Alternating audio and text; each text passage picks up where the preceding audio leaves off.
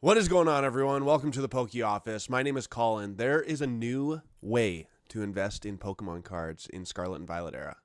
If you look back, Sword and Shield era, there was a lot of people who were like, we can just wait a little bit. These booster boxes are kind of staying low, and I'm going to wait until they simmer a little bit, and then I'm going to pounce at the right time. But you could buy Sword and Shield booster boxes, lots of them for like 120, 130, $140.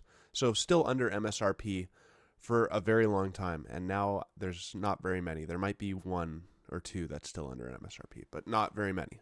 Okay. But people were like, yeah, we don't need to buy these booster boxes right away. We don't need to buy them. And that kind of carried through into the early Scarlet and Violet era. Scarlet and Violet base set now is under $100 market price for a booster box. Paldea Evolved, not the case. It's on the rise right now in like the $130 to $140 range, but that's still below MSRP, by the way. MSRP increased for Scarlet and Violet era. It's up to like 160. Can't remember if it's 161 or 163, but it's in the low $160 range. And then Obsidian Flames also, you could get it for a long time. You could get all these booster boxes for, a long time, a short period of time after release. But they were all sub $100. Paradox Rift is just over $100 now, but still cheap. Temporal Forces was always right around $100, and then Twilight Masquerade came. And all of a sudden, it was like, dang. Because we've talked about it so many times on the channel. Twilight Masquerade, this set's not going to be that good. You have the Greninja card, but everything else, Perrin and Carmine are nice, but everything else, it's not that good. I don't like the Mask Pokemon. I don't like the Ogerpon Pokemon. Blah, blah, blah, blah, blah. This set is not going to be very good. And then all of a sudden, it's like, this set is awesome. I love opening it. And then that's exactly how I was too. So I take full responsibility for my actions. But so awesome. I love opening Twilight Masquerade. And the price started rising. It started going up and up and up and up and up.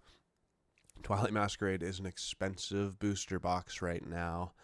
And then Stellar Crown came out, and we're seeing the prices stabilize still at a pretty low level. Sometimes they're going on sale, but here's where it really changes is in Surging Sparks. And we've talked about it a bunch already, but Surging Sparks, pre-orders are up a lot at a lot of different stores. Stores or distributors are actually lessening the allocation to stores, and stores are raising the prices. Remember, MSRP on these products is $160 something, and they're selling for like $90 or $100 typically. That's what we've seen in the past. Surging Sparks is kind of pushing that bottom floor up a little bit, and it's harder to get. Like, I might not get not that I have a distributor yet, but might not get my allocation fully from the guy I buy from because he might not have enough. Like, we're still trying to figure that out, which is crazy. But here's where the investing strategy for lots of people has changed.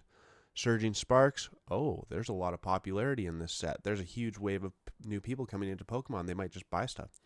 You just buy the set right up front. There's no waiting for it to come down in price. I don't think that's going to happen with Surging Sparks. I don't think that's going to happen with the new sets coming out in 2025. You just buy it right away, and whether you're opening the cards, whether you're trying to flip the cards, whether you're trying to hold and sealed investment for 3 to 5 years, it doesn't matter. You just buy right up front, which is new because lots of people don't do that. But it's not new because that's always my strategy. It's so easy. It takes all the guesswork and all the strategizing out of Pokemon investing. When you just, hey, new set comes out in November, I'm going to buy that new set in November and then let it sit there or do what you will with it. New set comes out in January, I'm going to buy that new set in January. And even if it ebbs and flows up and down in the market price, it doesn't matter. You got in at a really good price if you're buying right at release time. And I just think that it makes it the easiest strategy. I was going to go into the numbers, but I thought that this should just be like a lower level video where you just buy early. Because if you think back, if you were to buy early in all the Sword and Shield booster box sets, you've done quite well for yourself. There was a time during Sword and Shield where you could buy Chilling Reign, Evolving Skies, Fusion Strike, all for like $100, $110, $120.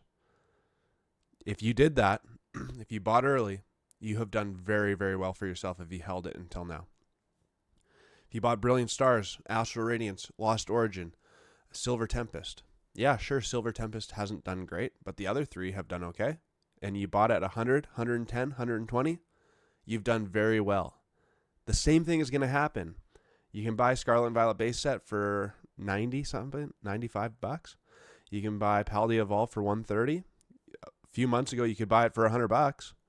Obsidian Flames, a few months ago, you could buy it for $100. Paradox Rift, you can still buy it for like $110, $105.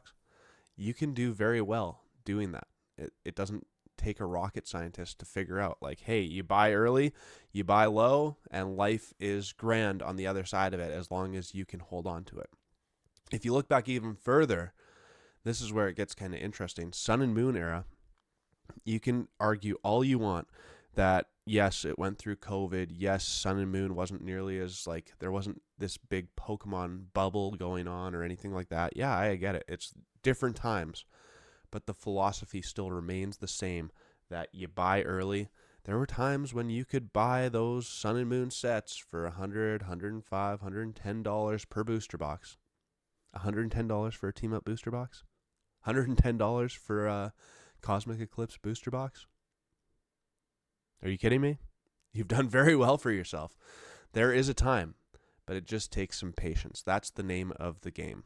Patience, buying early, taking the guesswork out of your Pokemon investments is going to do really, really well for a lot of people. And I just don't have the time to put in the guesswork. I just want to buy it. Speaking of buying, we're going to take a little step in a different direction.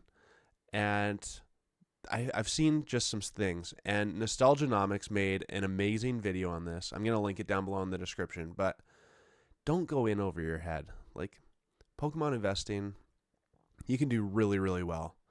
I've done a couple things this month where I've like gained 25% on my money in a month. There's some really, really solid stuff that you can do with Pokemon investing. But that is not worth the stress and the hassle. And I don't even know what else comes with it. If you're like maxing out your credit cards, or you're putting it on a line of credit, or you can't pay your bills, but you're still buying Pokemon cards. Like, don't do that. Don't do that. Please don't do that. I'll let you watch the Nostalgianomics video because it's just not worth it. Like, live within your means. Live within your means. If you can't afford to buy Pokemon cards right now, whether you're opening it or keeping it sealed, or don't do it. It's bad. It's bad. I believe in Pokemon so much, but I'm not going into debt over Pokemon cards. That's not a thing. It's not a thing. Okay, watch the Nostalgianomics video. He explains it way better than I could, but the biggest takeaway is you're never going to outperform like 19.99 or 21.99% compounding credit card debt. That doesn't work. That interest payment is going to crush you. So it's not worth it. It's not worth it. Anyways, what do you think of this strategy? I just really think moving forward in Pokemon, buying early is where it's going to be most beneficial. You just always take the guesswork out. You always buy early. You always live within your means, and you're going to have a really nice collection of sealed product to sell later on that you got in for a really, really good price. And that is the name of the game, in my opinion. The other thing, I didn't tell it in this video, but I buy every set. That's the other part of the strategy. Sure, you're going to get some of the losers, but you're going to get the winners too. You're never going to guess at which set is good and which set is bad. So I made a video about it not too long ago. Like, would I rather do this or would I rather do that? Both. If you can afford it, both. I just do both. Do both. So to summarize, just buy early, buy a little bit of everything, or do both, as I was saying, and live within your means. That's what it takes. That's what it takes. Don't overspend. don't go for the gusto, and just continue to make Pokemon investing as easy on yourself as possible. When you buy early, you take the guesswork out. When you buy everything, you take the guesswork out, because you're going to get the winners. You're going to get some of the weaker sets too, but that's okay. Every set goes up in value over time, and you just live within your means. That's it. I actually just ripped open some packs, but it didn't record, so you'll have to wait until my next video to see 10 more packs on the Poke Office. It wasn't very good. Twilight Masquerade absolutely throttled me. But that's going to do it for me at the Poke Office. Hopefully you enjoyed the video. If you did, make sure to leave a comment, hit the like button, and if you're not subscribed to the channel, do so now. Hit that subscribe button. I come out with 3 videos a week, plus typically a live stream every Thursday. Appreciate you all. Thanks for the support. I'll see you on my next one. Peace!